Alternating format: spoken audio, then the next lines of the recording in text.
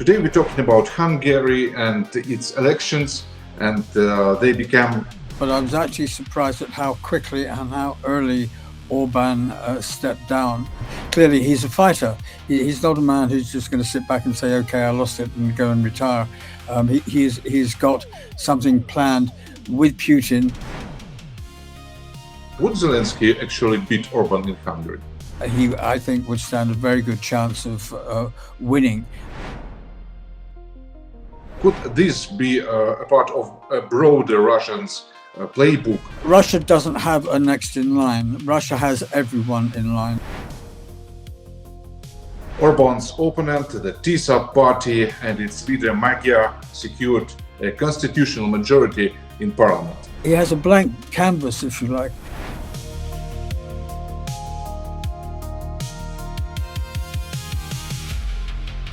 Hello and welcome to Russia Unmasked. This is where we break down Russia's strategy toward Europe and highlight the political stories that really mattered over the past week.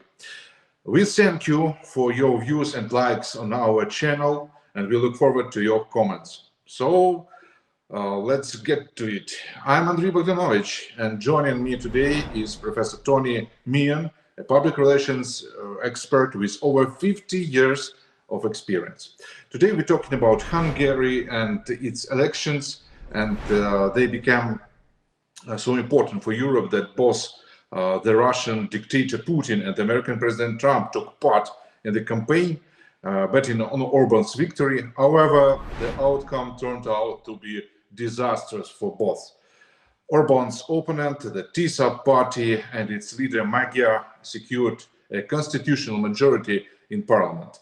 Orban has conceded defeat. Dear Tony, first question, Hungary's elections result, your first impressions. Who actually won from your point of view? What does that victory mean, and how will it shape the political balance inside the government? Three or four questions there in one, but we'll see how we get on. Firstly, I think the Hungarian people won. It was interesting. My immediate reaction was I was not surprised at the result, but I was actually surprised at how quickly and how early Orban stepped down, and at the same time he gave an indication he was going to be in opposition, and that is that. I've followed him now for the past 4 years, and quite honestly, he has a plan. There is a plan, and whether that plan is him being active in opposition or that is just a front for this time before he starts to put his plans together. But clearly, he's a fighter. He's not a man who's just going to sit back and say, "Okay, I lost it," and go and retire. He's got something planned with Putin, because, as we both know, there were a number of Russian advisors in Hungary prior to the election, guiding and advising Orban on what he should and shouldn't do. And I don't think much of the advice was very good, and clearly neither did the Hungarian public. And the next question about posters. On Hungarian campaign posters, it was mostly Orban and not Magyar, but Zelensky. Yes. It almost felt like Zelensky was Orban's main opponent.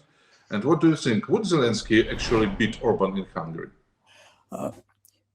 But there are two answers to the question about Zelensky winning. Were he to be Hungarian and competing in the election, he, I think, would stand a very good chance of winning. Given that he is not Hungarian and he was not a candidate in the election, then clearly the answer is no. I think one of the biggest errors that they made was to present Zelensky as a threat to Orban in the election, ignoring the fact that the real contender was Magyar. And equally, it indicated, in my mind, it showed the public that Orban has two masters. The first was Russia and the second was Hungary. And therefore, I think the people said enough is enough. reading Orban and his approach to Ukraine for the last 4 years, you get a very clear indication that he's got one song to sing, and I think people were didn't believe him anymore.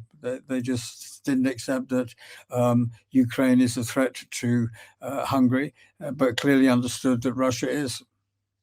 Mm-hmm.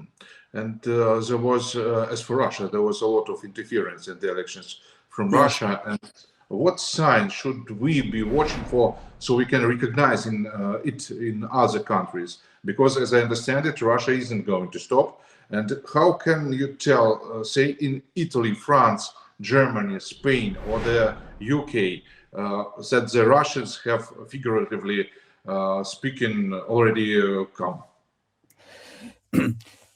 The Russians, when it comes to Eastern European countries, the Russians have a very clear objective, and that is to regain control or maintain influence and ensure that its interests become a major political activity in those particular countries. When it comes to Western Europe, and if I can speak specifically about the United Kingdom as opposed to France, Spain, Germany, and others, but when it comes to Western European countries, what they do is that they look at local weaknesses. They look at national weaknesses. If you take the United Kingdom, we have illegal immigrants, channel boat crossings of illegal immigrants in the tens of thousands. The political instability of the pro-Palestinian, anti-Israeli, anti-Zionist, anti-Jew, pro-Muslim activity that we have here.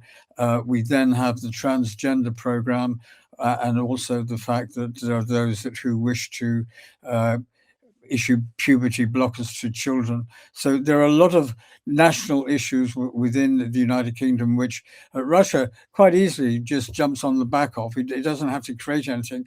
All it wants to do is to create disturbance, unsettle the political balance within particularly the United Kingdom, but any country. So therefore, that it does other things that we don't see. I have no idea what they will be, but politically and also socially, they're very active. I believe in the United Kingdom, although you don't see their fingers, they're to all intents and purposes invisible. But I believe very, very active, and I think this is one of the strengths of President Putin and in his regime, whereby he can influence situations in other countries without being identified. Mm-hmm.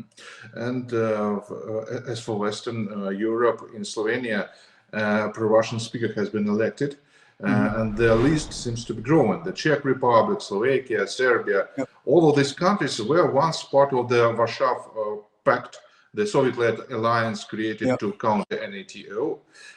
Could this be a part of a broader Russian playbook, and which countries might be next in the Russian side? Maybe Poland, maybe who else? Croatia. Yeah. Well, you're absolutely correct. Bulgaria.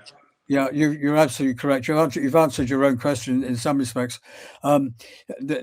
Russia doesn't have a next in line. Russia has everyone in line. It has everyone in its vision and its areas of influence that it wishes to control or change the situation, or create disturbance, unsettle the local communities in those countries.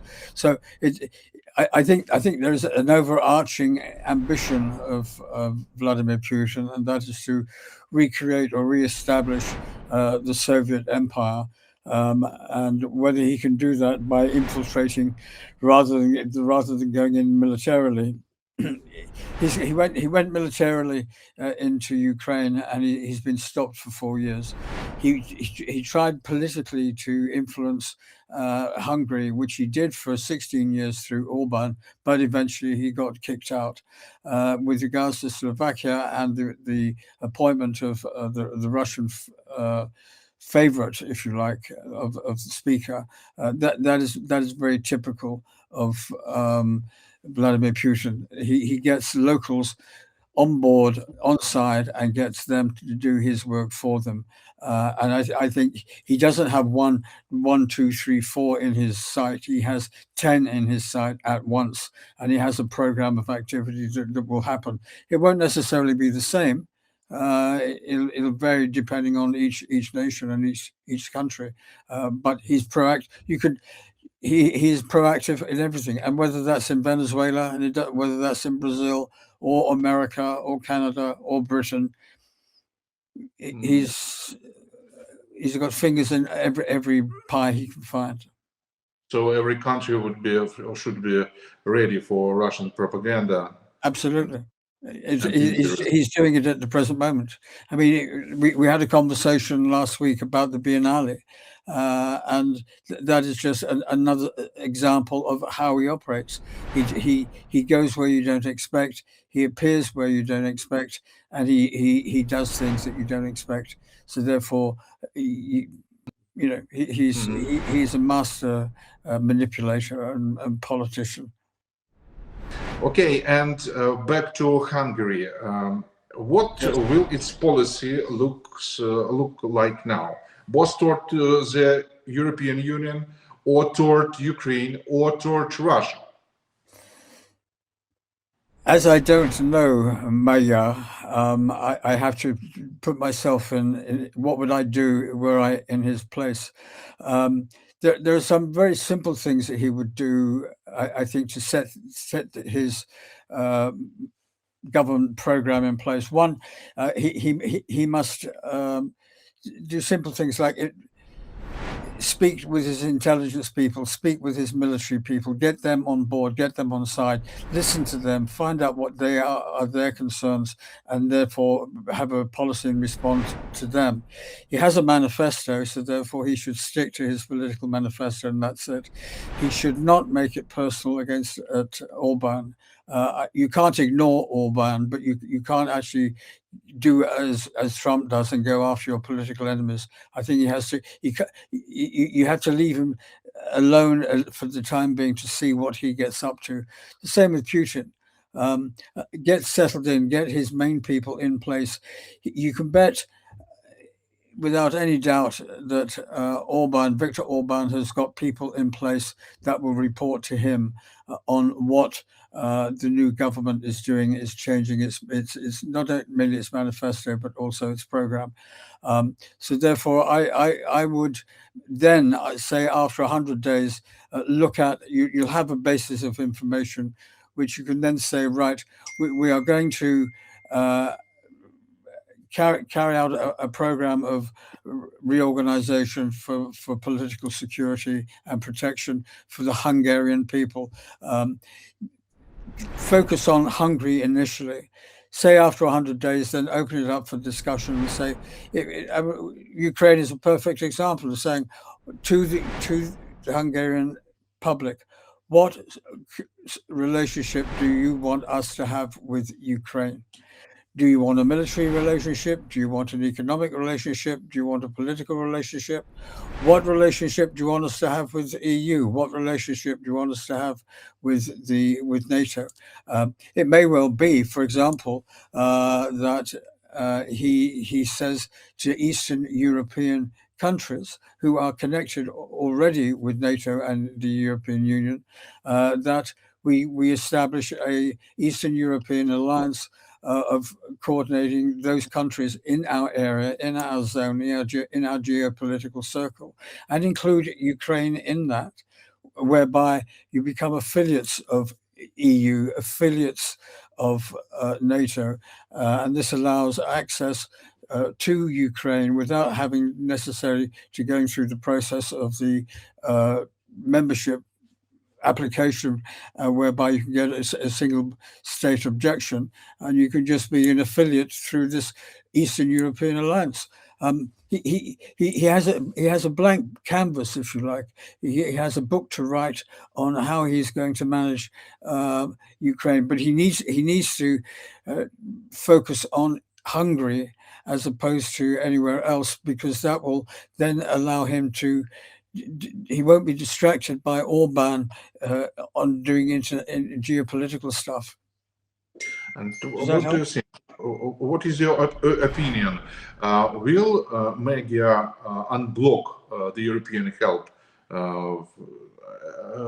90 million euros? He may do. It's the answer to that question. What is the impact and what is the benefit to Hungary for him to do that?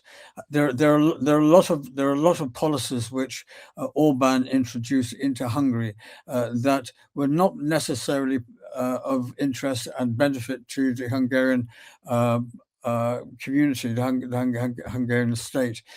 Or its citizens. So therefore, I think that will be one of several things that he will be reviewing, and he may have already completed his review and come out very quickly and say, we're going to change this, we're going to change this, we're going to change this, and Hungary is going to be for Hungarians. It's not going to be for Russians. It's not going to be for Ukrainians.